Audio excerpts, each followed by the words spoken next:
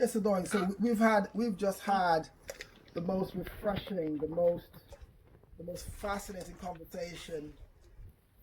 So this is my client Doing. She's a university student. She's obviously.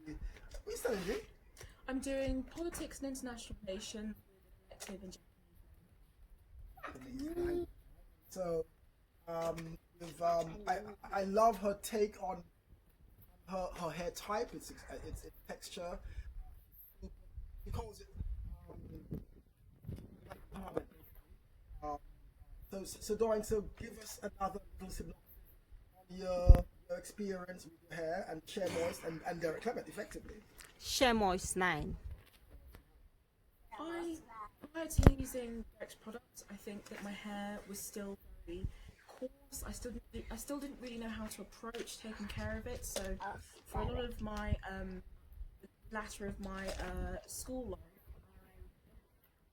I more or less kept it away in either straightened it and really take care of it. Should have been. So as I've to use Derek's products more, I have acted myself. I've also tried to face the reality that hair has to be maintained attentiveness and accept those three, and your hair will be as healthy. And as long as you remember it's important to maintain it, and it can be difficult and help down. And so there are so many different textures. Straighten our hair, it can be coily, it can be kinky, curly, wavy, and still you still must love your hair the way it is and to do the same thing. So that this momentum continues and my hair will be sustained generation, as opposed to before where 50, 100 years prior my hair was shamed. It was kind of to be covered. It wasn't nurtured as it's starting to be again now.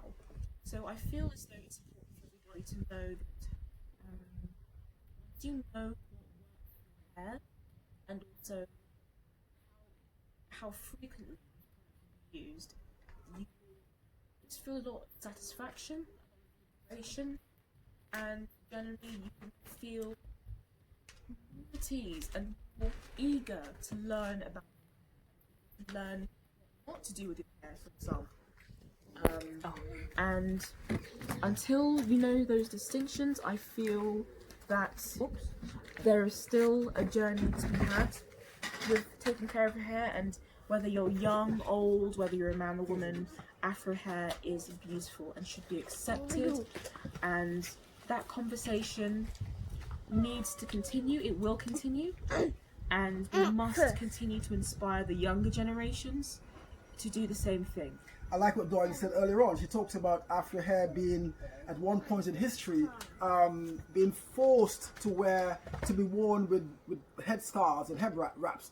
That era was called the Tiggan law. And it's interesting, I've often asked myself years ago, before I became a hairdresser, why do black women wear those scarves? Here's a very case in point, my wife, Luann. I mean, her hair is, of course, as you can see, sort of kind of a funky, kinky dread. It's all natural. But she accessorizes her hair with those hair scarves. And this is indicative of a time in history when our women, black women, during the 1700s were forced to cover their hair. And they would accessorize the hair with these wonderful scarves doing. So this is nothing but renewal. This is renewal. This is ascension. This is awokenness. This is our self-actualization, knowing that this is beautiful. This is not... this is a time, I think, when black women are, for the first time, are proud of their hair. And I like to use the term claim. It's a call to action to reclaim your hair. Doing, talk to me, and you and Laura, tell me about this wonderful... Going on from the Tiggan law, in creating fashionable head wraps, they found liberation within that restriction. And that's something that's continued even to this day.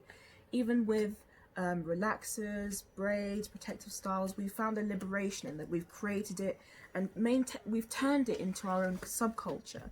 So by showing off your own hair within head wraps, or whether it's in coils or braids or full-on afros like this, I feel like we Or are once weaves, again, yeah. or Or weave. weaves, or straightened hair, yeah. we are once again finding freedom through our hair. And it's important to, I think it's important to remember that no matter what your hairstyle is in your afro hair, it's important to be proud of it regardless. No matter what mainstream media thinks of it or wants to portray it as, it is important that pride starts with you. Definitely. And until you're proud of your hair, you know, the journey does not start until you are proud of your hair and you can spread that love forwards to other, you know, afro-headed. Sure, that's right. And what Luan Afro-headed said, individuals. Lou says, obviously some people have to relax their hair. And there's nothing wrong with relaxing your hair. There's nothing wrong because you have the fundamental right, and if you like, this sort of the latitude to style your hair either in this fashion, in this fashion, or in Delors style. I mean, this is really exciting, but all natural. Whereas once upon a time, Lou would have actually texturized or relaxed Delors hair. And lots of mothers like Luan would never do that anymore. Doreen is a young, I mean, there's about 2 generations here. Doreen is 19, Luan is in her 30s. So here you have, and there's the law is on the floor, and so you know for a fact that Afro hair moving forward is going to, it's a good day, Doreen. Lou, Oh yes, really it is. It's a fabulous day because I'm loving my hair. I'm enjoying my hair. Yeah. Sometimes I tend to spice it up a bit, as Dawn say, with the headscarf. You understand? Give it a bit of spice and funk. But I love my natural hair, especially I love using Shea Moist 9. Oh my gosh, ask Derek. Shea Moist 9 is the best product on the market now. Yeah. Anything you want, just ask Derek and he'll make it happen. Yeah. Shea Moist 9 all Yes, the way. that was nice. Ask Derek. Isn't it though? Shea Moist 9. That's true. And of course, if you learn that to understand that Shea Moisture not only has good effects on the skin, but also in the hair, I think it's a very versatile product to use. And I think if you start to incorporate it into your hair more, it will look more shiny and it will generally be healthier. That's a step forward, as opposed to products that may not necessarily work on our hair. No, and got loads of paraben in it. Exactly. Yes, we don't want that at all. We want it all natural. That is true. Yes. Yes. Natural products created from the earth will have a much stronger and more efficient effect on the hair, instead of something that might have chemicals within the product itself. So accept something that is natural and your hair will be healthy. Shea Moist 9. Ask Derek. Very, very good point actually Lloyd made regarding chemicals.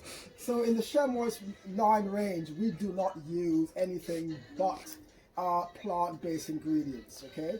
We remove from the product range the sulfates. We don't use sulfates, sorry. We don't use parabens, because these are very harmful to not just your hair, but your scalp. And sisters, please do not shampoo your hair so many times. One shampoo is good enough, because for example, and that may be a black thing, we love to clean and cleanse and all scrub and and all that scrubbing and cleansing with a sulfate-based shampoo, you are washing away all the nutrients from the hair. Guys, what's up for the young Derek? Okay. What a little bit.